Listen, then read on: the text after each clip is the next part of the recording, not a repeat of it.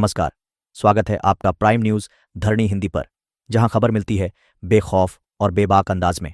आज की बड़ी सुर्खियां आपको झकझोर देंगी। ओडिशा में 10 दिन में 5 दुष्कर्म, मंदिर से लौटती युवती से दुष्कर्म ने मचा दी सनसनी।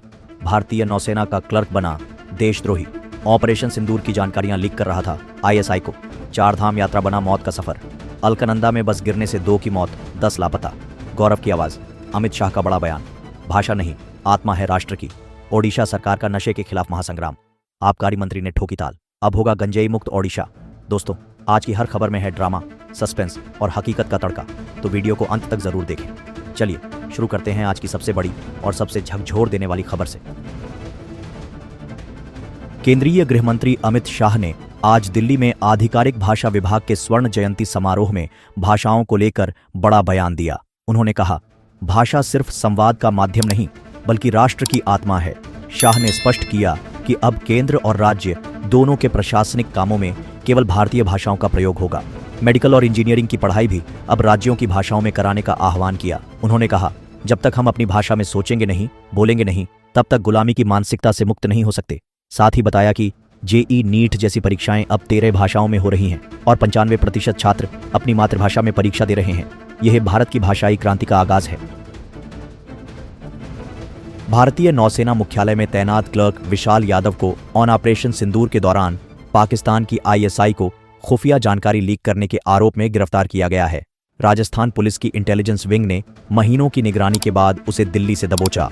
यादव सोशल मीडिया पर एक पाकिस्तानी महिला एजेंट प्रिया शर्मा के संपर्क में था, जिसे वह गोपनीय दस्तावेज भेजता था और बदले में क्रिप्टो के जरिए पैसे लेता था। जांच में खुलासा हुआ कि उसने आतंकवादी हमलों के बाद हुई सैन्य कार्रवाई ऑपरेशन सिंदूर की जानकारियां भी लीक की थीं। पूरे देश में पाक जासूसी नेटवर्क के खिलाफ सर्जिकल स्ट्राइक जैसे ऑपरेशन जारी हैं और अब सवाल उठता है, ऐसे गद्दारों को कब तक बर्दाश्त करेगा भारत? उत्तराखंड के रुद्रप्रयाग में आज सुबह 4 धाम यात्रियों से भरी बस अलकनंदा नदी में समा गई। हादसे में 2 श्रद्धालुओं की मौत हो चुकी है, जबकि 10 अब भी लापता हैं। बद्रीनाथ जा रही यह बस अचानक अनियंत्रित होकर गहरी खाई में गिर गई।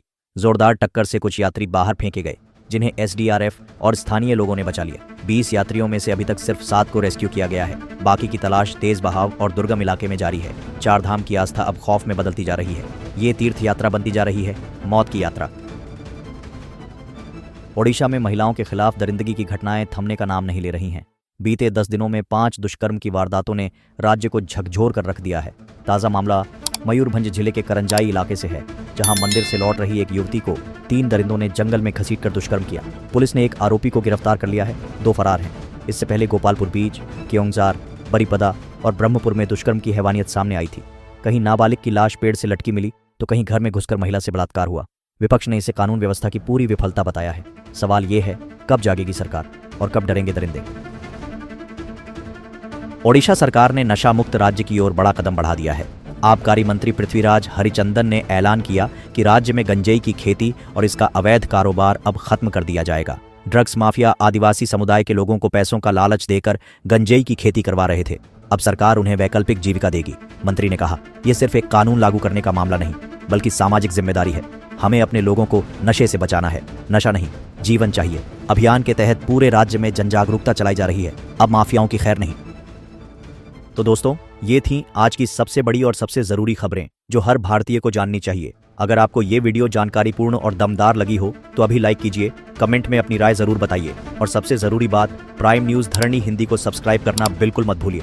कल फिर हाजिर होंगे नई और बड़ी खबरों के साथ। तब तक के लिए सतर्क रहिए, जागरूक रहिए और देखते रहिए प्राइम न्यूज धरणी हिंदी, जहां सच बोलता है और खबरें गूंजती हैं।